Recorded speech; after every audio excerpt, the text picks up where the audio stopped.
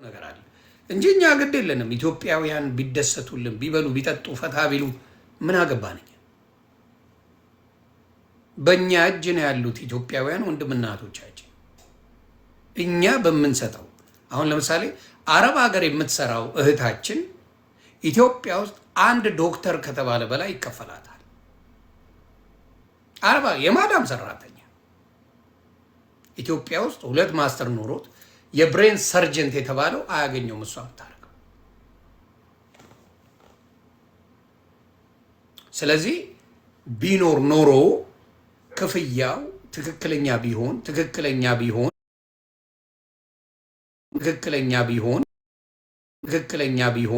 ትራፊክ ምናምን ይሄ ምንም የሚባሉ ናቸው እንጂ ጉቦ የሚባል በየቦታው የለም። ቀበሌ ጉቦ አይታወቅም ነበር። እግዚአብሔር በሚያውቀው ቀበሌ ላይ ፓስፖርት ራሱ ትዝ የሚለው ሰው አልነበረም። እውነት ለመናገር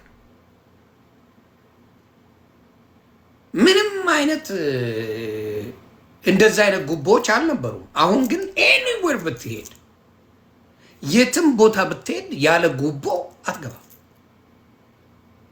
ኤኒዌር እና ያሳዝነኛል። ኢትዮጵያ ላይ ሁሉንም ሌባ አድርገው አስቀምጡት እና የሚያሳዝነው ያ ነው።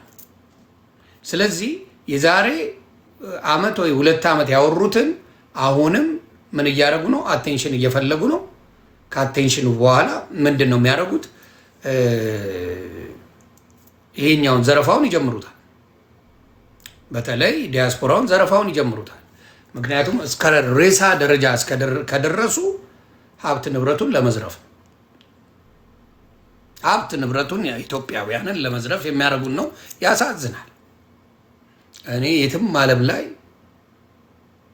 መንግስትን ወደድክ ጠላ መኖር ትችላለህ ሀገር ላይ።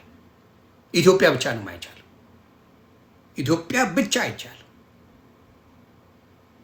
እና ያንን ነገር እያየው ነው። ምርጫውን ምን ብለው እንደሚሰክሱን ማየት እንፈልጋለን። ምርጫውን ወደፊት የምናየው ነው አይደል? አብረን ምርጫው ምን ሊያደርጉት እንደሚችል እናያለን። እና በእውነት ነው የምለው ጉቦ አለ። የደበራቸው ሰው ካለ ይመጡና ሱቅ ላይ ይከምሩብሃል። በዘመድ ነው ሱቅ ላይ ይመጡና የሆነ የማይረባ ሱቅ እኮ ነው ያለ 3 ሚሊዮን ብር ክፈል ይለዋል። የሆነ ነገር ይመጣሉ። ሲደብራቸው የሆነ ነገር ይለዋል። ጥለት ወጣል። በቃ እንደዚህ አይነት ነገር ኢትዮጵያ ላይ በሚዘገንን ሁኔታ አለ እና በጣም ያሳዝናል። ምንድን ነው ሌላው አንዱ ሲሰክስ ጫላ ነው። ጫላ ጭሙቱ የሚባል ጫላ ጉምቱ ነው። ማን ጫላ የሚባል ግሩም ጫላ የሚባል መጥቶ ሰከሰ። ኢንተርናሽናሊ እኔ ጋዜጠኛ የነበርኩ የታወቅኩ ዓለም ላይ የነበርኩ በሚሊዮን ብር እንዴት አይኖረኝም ብሎ ሰከሰ። ብልጽግና ሲመጣ ነው ሚሊዮነር የሆንከው። ከዛ በፊት ለምን አልሆንክ? ከዛ በፊት ለምን አላሳየህም? የዘመኑ ሰው ነሽ አጅረ ግሩም ጫላ ይሄ ሰሞኑ ሰው ነች። ከዛ በፊት ለምን አትበጠረቅም? እንደዚህ ተግባባን። ከዛ በፊት ግሩም ጫላ ለምን አልተበጠረቅም? ከዛ በፊት ሀብት ንብረት አለኝ ብለህ መሬት አለኝ ብለህ ለምን አወራ? መሬቱ የሰጡ እነሱ 5000 ካሬ ሜትር ስቱዲዮ ገነባለሁ ብለህ ጆሮ ግንዱም ብለኸው ከዛ ወዲህ ነው ሁሉ ነገር ማድረግ የጀመርከው። አዲስ አበባ የሚያል ቦታ ላይ 5000 ካሬ ሜትር ተሰጥቶ የሸጥከው አንተ ነህ። ለበዓሉ ድምቀት የተወሰነውን አጥረ ሌላውን አናቱ ላይ ቆምቆም። እንኳን 5000 ካሬ ሜትር አይደለም በአሁኑ ሰዓት 500 ካሬ ሜትር ቢኖር አዲስ አበባ ላይ ሚሊዮነር ነህ። በሚገርም ሁኔታ እንደዛ አይነት ለነሱ ቻፓ ይሰጥና ሌላውን አፍ ያስይዛል። አሁንም የምናገረው ምንድን ነው? ሀገር ላይ እውነቴን ነው አብዛኛው የእንጀራ እናት እኩል መብት የለም።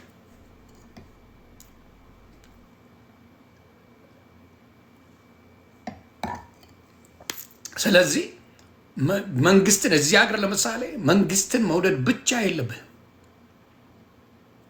መጥላት ትችል። በጣም የሚጠሉት አሉ ትራምፕን እዚህ ሀገር ላይ በጣም ተቃዋሚዎች አሉት።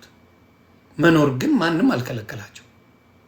ይሄ አልውድር ነው ይውረድልን እያሉ በየጊዜው የሚጽፉ ኢንተርናሽናል ኒውስ ዘጋቢዎች አሉ። ምንም ችግር እንደሌለው ነው የምታየው። ኢትዮጵያ ላይ ግን ትንፍሽ ማለት አትችልም መናገር እና ይሄ ነው ህዝቡ ድምፅ እየሆንን ያለ ነው። እና በእውነት በእውነት በእውነት ይሄንን ነው ምለው። በጣም ያሳዝናል።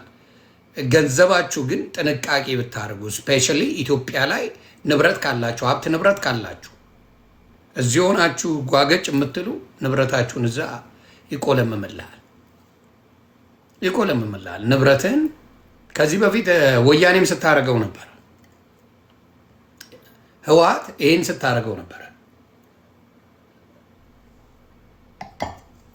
የቤተሰብን ንብረት ምናምን ነገር ታይና አስታውሳለሁ ስታሽግባቸው ስታሰቃያቸው ነበር። እና እኔ እግዚአብሔር ይሁናችሁ ነው የምለው። መንግስት ጥሩ ከሰራ ማንም ተቃውሞ የለውም። መንግስት ጥሩ ስራ ከሰራ መልካም የሆነ ስራ ከሰራ የሚቃወም የለም። ግን በማየው ነገር በጣም በጣም ያሳፍራል።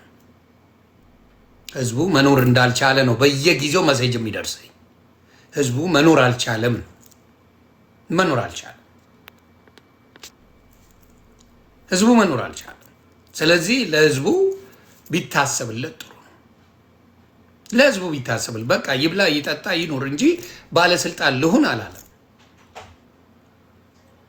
ባለስልጣን ልሁን፣ ስልጣኑን እኔ ልውሰደው፣ ስልጣኑ ለእኔ ይሁን፣ ስልጣኑን ስጡኝ አለ የለም።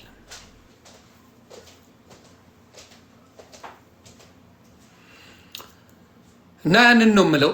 እግዚአብሔር ይሁናችሁ ኢትዮጵያውያን። እኛ ይገባናል። በተለይ አሜሪካ፣ አውሮፓ፣ አረብ ሀገር ቤተሰብ የሌለው ኢትዮጵያ ላይ በቃ አለቀለት። ምንም አይነት መኖር አይችልም። እግዚአብሔር በሚያውቀው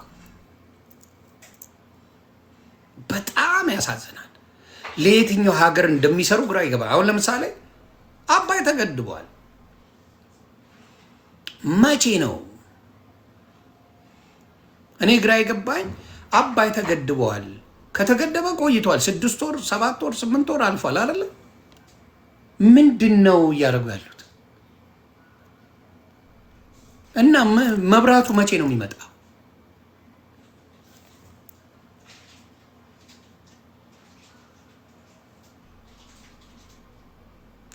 ምን ኧረ ጭራሽ የስትሪት ሮድ ላይት ይከፍላሉ ጎንደር ላይ። ኧረ ይመቻቸው።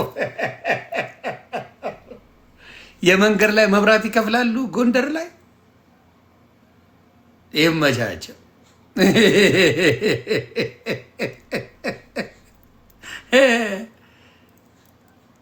በለ ይከብዳል። ፈጣሪው ናችሁ ነው። በጣም በጣም አስቸጋሪ ነው።